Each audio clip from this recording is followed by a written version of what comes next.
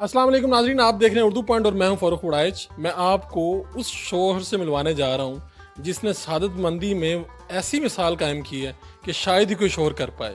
उन्होंने अपनी बीवी की सालगिरह के मौके पे उन्हें वाक़तन तोहफ़ों में तोल दिया। बिस्मिल्लाहिर्रहमानिर्रहीम अस्सलाम वालेकुम। नादरीन आप लोग देख रहे होंगे फ़ारूक वड़ाई साहब मेरे पास बैठे हुए हैं, उर्दू पॉइंट वाले, आप लोग जानते हैं, फेमस पर्सनैलिटी हैं। तो हमारा इंटरव्यू लेने आए थे तो हमने सोचा कि इनका भी इंटरव्यू होना चाहिए। बहुत सी ऑडियंस इनके बारे में जानना चाह रही है, तो आए हम इनसे कुछ क्वेश्चन जो आप लोग पूछना चाह रहे होंगे, जो मेरे भी दिल में थे, तो मैंने सोचा कभी ज़िंदगी में इनसे मुलाकात हुई तो इनसे पूछेंगे। तो अस्सलाम वालेकुम। वालेकुम सलाम जनाब नासिर साहब, आपसे मिलकर बड़ा अच्छा लगा। और मैं आया तो आपका इंटरव्यू करना था, तो बाद में मुझे पता चला कि अब मेरा इंटरव्यू भी होगा। चलें, किस्मत में यही सही, फिर क्या किया जा सकता है। अच्छा फ़ारूक भाई, सबसे पहले आप ये बताएं, शादीशुदा हैं आप? नहीं, मेरी शादी नहीं हुई। और शादी अब मैं आपकी ख़ास तौर पे ये रोमांटिक कहानी सुनने के बाद कायल हो गया हूँ कि शादी भी करूँ और मोहब्बत भी इतनी करूँ, लेकिन मैं आपके वाले लेवल पे तो नहीं पहुँच पाऊँगा जो लेवल आपने मोहब्बत का कर दिया तय। एक तो ये है कि पहले देखना पड़ेगा कि बीवी इस तरह की हो जो जिसका वेट कम से कम हो। अगर उसे ताइफ में तोलना पड़ जाए तो उसका वेट कम से कम हो। दूसरा ये कि गाड़ी, मोटरसाइकिल, डायमंड रिंग।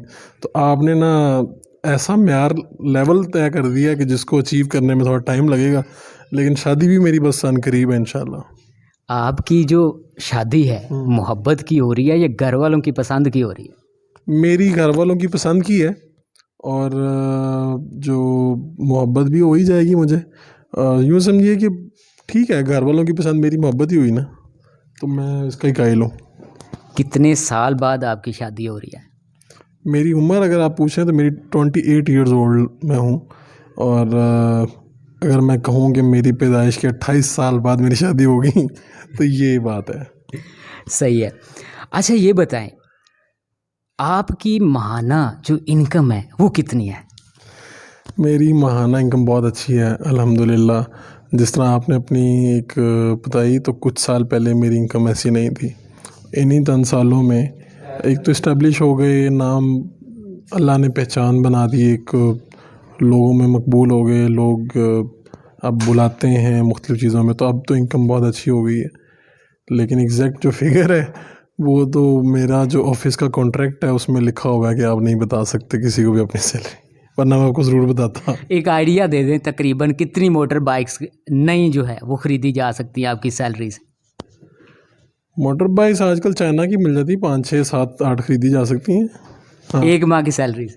बिल्कुल खरीदी जा सकती हैं, उससे नाजरीन ज़्यादा भी आप खरीद लोग सकते हैं। नाजरीन आप लोग कैलकुलेशन करें, 65,000 की एक चाइना की बाइक आ रही है। अब अबे तो कैलकुलेशन लगाए ज़रा। मैंने जो मेरी उस तरफ बिकती हैं उनकी पता नहीं कितनी आजकल 80,000 की भी आ रही है, 40 की भी आ रही है, 65 की भी आ रही है, आपके मुताबिक 30 की भी आ जाती है, पुरानी हो इससे भी सस्ती आ वन जाती टू है, फाइव लगा लें। महंगी भी आ जाती हैं। तो इसलिए हमने अब ये देखने वाले खुद ही तय कर लें कि क्या हो सकती है इनकी।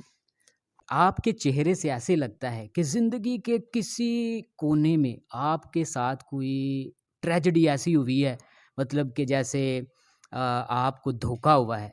आपका चेहरा ऐसा लगता है, क्या वाक़ई हुआ है? नहीं, मेरा जो चेहरा है वो वैसे ही सीरियस है। और धोखा मैं ये समझता हूँ कि हर एक के साथ ही कहीं ना कहीं होता ही है, ज़िंदगी इसी का नाम है।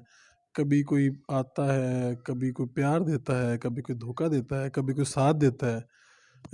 जिस तरह आप देखें ना, आप जैसे खुशकिस्मत तो कम ही है ना जिनको मोहब्बत ही मोहब्बत मिली हो अपनी मिसिज से।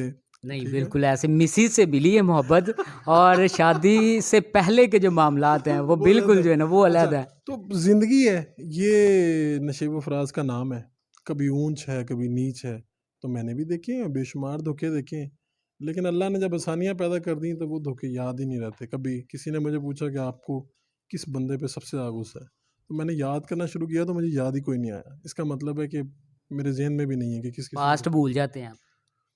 मेरे ख्याल में आप देखें ना, आप अपना ही देख लीजिए। अच्छे दिन जब आते हैं ना, आप सिर्फ ये बता ज़रूर रहे होते हैं कि मेरे बुरे दिन थे ये वो, लेकिन आपको अच्छे दिन भुला देते हैं चीज़ें। सारी सख्तियाँ, जिस तरह आपने बाइक्स पे जाके ट्यूशन पढ़ाई होंगी, साइकिल पे जाके, मैंने इस तरह ही काम किया सारा।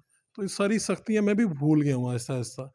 कभी कोई याद करवा दे तो याद आ जाती हैं, वरना इन्हीं सर्दियों में इसी तरह मैं भी दिन रात काम किया और 12-12 बजे घर आना, सख्त सर्दी में बाइक चला के, ऑटो पे बैठ के, जहाँ पे 8-8 लोग होते हैं वहाँ पे। तो ये सारे दिन आप पे भी आए हैं, मेरे पे भी हैं और हमारे जैसे सैकड़ों लोगों पे आते हैं।